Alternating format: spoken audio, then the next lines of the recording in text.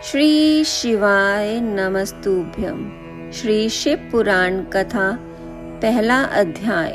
शिव पुराण के श्रवण से देवराज को शिवलोक की प्राप्ति तथा चंचुला पाप से भय एवं संसार से वैराग्य।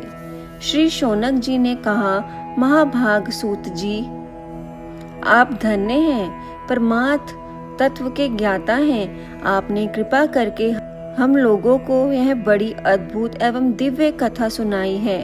भूतल पर इस कथा के समान कल्याण का सर्वश्रेष्ठ साधन दूसरा कोई नहीं है। यह बात हमने आज आपकी कृपा से निश्चय पूर्वक समझ ली है।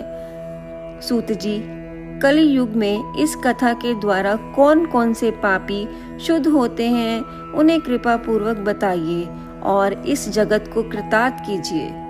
सूत जी बोले, मुने, जो मनुष्य पापी, दुराचारी, खल तथा काम क्रोध आदि में निरंतर डूबे रहने वाले हैं, वे भी इस पुराण के श्रवण पाठ से अवश्य ही शुद्ध हो जाते हैं। इस विषय में जानकर मुने इस प्राचीन इतिहास का उदाहरण दिया करते हैं, जिसके श्रवण मात्र से पापों का पूर्णतः नाश हो जाता है। पहले की बात है कि ये किरातों के नगर में एक ब्राह्मण रहता था, जो ज्ञान में अत्यंत दुर्बल, दरिद्र, रस बेचने वाला तथा वैदिक धर्म से विमुख था। वह स्नान, संध्या आदि कर्मों से भ्रष्ट हो गया और वेश्यावृत्तियों में तत्पर रहता था। उसका नाम था देवराज। मैं अपने ऊपर विश्वास करने वाले लोगों को ठगा करता था। उसने ब्राह्मणों, क्षत्रियों, वेश्यों, शूद्रों तथा दूसरों को भी अनेक बहानों से मनाकर उनसे उनका धन हड़प लिया था, परंतु पापी का थोड़ा भी धन कभी धर्म के काम में नहीं लगा था।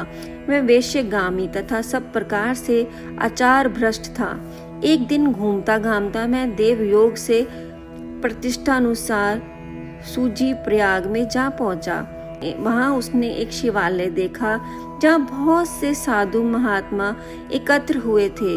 देवराज उस शिवालय में ठहर गया, किंतु वहां उस ब्राह्मण को ज्वर आ गया। उस ज्वर से उसको बड़ी पीड़ा होने लगी। वहां एक ब्राह्मण देवता शिव पुराण की कथा सुना रहे थे। ज्वर में पड़ा हुआ देवराज ब्राह्मण के मुखारविंद से निकली हुई उस शिव पुराण को निरंतर सुनता रहा। एक मास के बाद वह ज्वर से अत्यंत पीड़ित होकर चल बसा। यमराज के दूत आए और उसे पाशों से बांधकर बलपूर्वक यमरूपी में ले गए। इतने में ही शिवलोक से भगवान शिव के पार्षद गण आ गए। उनके गौर अंग कर्पूर के समान उज्जवल थे, हाथ में त्रिशूल से सुशोभित हो रहे थे। उनके संपूर्ण अंग भस्म से उद्भासित थे और रुद्राक्ष की मालाएं उनके शरीर की शोभा बढ़ा रही थी। मैं सब के सब क्रोध पूर्वक यमरूपी में यमराज के दूतों को मार पीट कर बारंबार धमकाकर उन्होंने देवराज को उनके चंगुल से छुड़ा लिया और अत्यंत उद्धर्भ विमान पर बिठाकर जब मैं शिवदूत कैलाश जाने को उद्गत हुए, उस समय यमपुरी में बड़ा भारी कोलाहल मच गया। उस कोलाहल को सुनकर धर्मराज अपने भवन से बाहर आए और साक्षात दूसरे रुद्र के समान प्रतीत होने वाले उन चारों दूतों को देखकर धर्मज्ञ धर्मराज ने उनका विधि पूर्वक पूजन किया और ज्ञान दृष्टि से देखकर सारा वृतांत जान लिया। उन्होंने भय के कारण भगवान शिव के उन महात्मा दूतों से कोई बात नहीं पूछी, उल्टे उन सबकी पूजा एवं प्रार्थना की। तत्पश्चात में शिवदूत कैलाश को चले गए और वहां पहुंचकर उन्होंने ब्राह्मणों को दया सागर संबे शिव के हाथों में दे दिया। शौनक जी ने कहा, महाभाग सूत जी, आप सर्वज्ञ हैं, महात्मा हैं। आपके कृपा प्रसाद से मैं बारंबार कृतार्थ हूँ। इस इतिहास को सुनकर मेरा मन अत्यंत आनंद में निमग्न हो रहा है। अंततः अब भगवान शिव में प्रेम बढ़ाने वाली शिव संबंधनी दूसरी कथाओं से भी कहिए। श्री सूत जी बोले, शौनक सुनो, मैं तुम्हारे सामने गोपनीय कथा वस्तु का भी वर्णन करूंगा, क्योंकि तुम शिव भक्तों में अग्रण्य एवं वेदांतों में श्रेष्ठ हो। समुद्र के निकटवर्ती प्रदेश में एक फलाशम नामक ग्राम है, जहाँ वैदिक धर्म से विमुख महापापी द्विजक निवास करते हैं। मैं सब के सब बड़े दुष्ट हैं। उनका मन दूषित विषय भोगों में ही लगा रहता है। वह न देवताओं पर विश्वास करते हैं न भाग्य पर। वह सभी कुटिल वृत्ति वाले हैं, किसानी करते हैं और भांति भांति के घातक अस्त्र शस्त्र रखते हैं। वह व्यभिचारी और खल हैं। ज्ञान के वैराग्य तथा इस बात को वह बिल्कुल नहीं जानते। मैं सभी पशु बुद्धि वाले हैं। जहाँ के द्विज ऐसे हों, वहाँ के अन्य वर्णों के विषय में क्या कहा जाए। अन्य वर्णों के लोग भी उन्हीं की भांति कुसंगित विचार रखने वाले सर्वधर्म विमुख हैं एवं खल हैं, जो सदा कुकर्मों में लगे रहते हैं और नित्य विषय भोगों में डूबे रहते हैं। वहाँ की सब स्त्रियां भी कुटिल स्वभाव की, स्वेच्छाचारिणी, पाप सत्ता, कुसंगित विचार वाली और व्यभिचारिणी है। मैं सद्व्यवहार तथा सदाचार से सर्वथा शून्य है। इस प्रकार वहाँ दुष्टों का ही निवास है। उस व शंकल नामक ग्राम में किसी समय एक बिंदुक नामधारी ब्राह्मण रहता था। वह बड़ा अधर्म था, दुरात्मा और महापापी था। यद्यपि उसकी स्त्री बड़ी ही सुंदर थी, तो वह भी कुमार्ग पर ही चलता था। उसकी पत्नी का नाम चंचुला था। मैं सदा उत्तम धर्म के पालन में लगी रहती थी, तो भी उसे छोड़कर वह दुष्ट ब्राह्मण वेश्यगामी हो गया था। इस तरह कुकर्म में लगे हुए उस बिंदुक के बहुत वर्ष व्यतीत हो गए।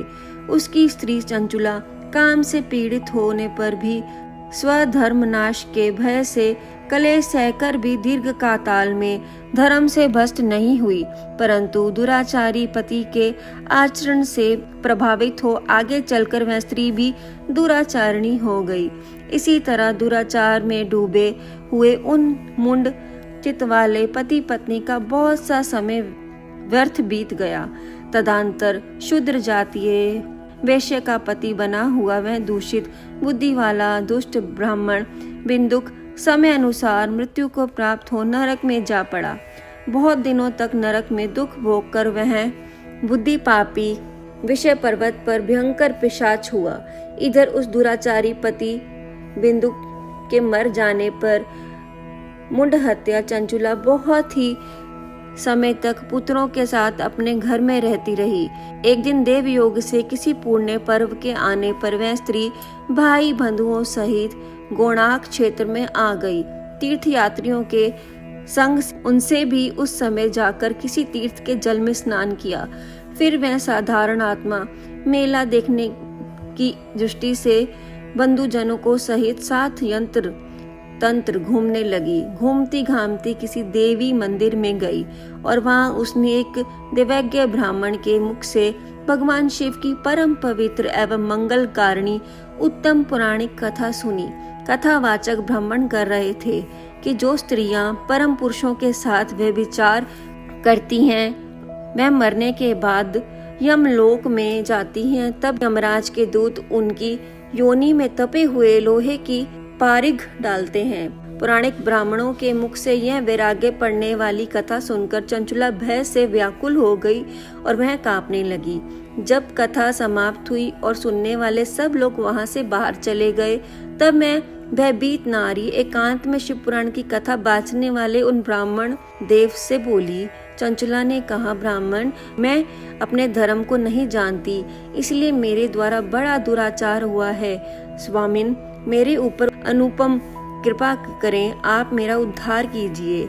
आज आपके वैराग्य रस से ओतप्रोत इस प्रवचनों को सुनकर मुझे बड़ा भय लग रहा है। मैं कांप उठी हूँ और मुझे संसार से वैराग्य हो गया है। मुझ मूढ़ चित्त वाली पापनी को धिक्कार है। मैं सर्वथा निंदा के योग्य हूँ, कुसंगित विषयों में फंसी हुई हूँ और आप धर्म से विमुख हो गई हूँ।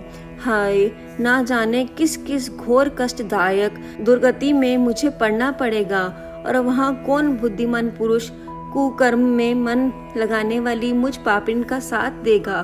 मृत्यु काल में उन भयंकर यमदूतों को मैं कैसे देखूंगी? जब मैं बलपूर्वक मेरे गले में फंदे डालकर मुझे बांधेंगे तब मैं कैसे धीरज धारण करूंगी?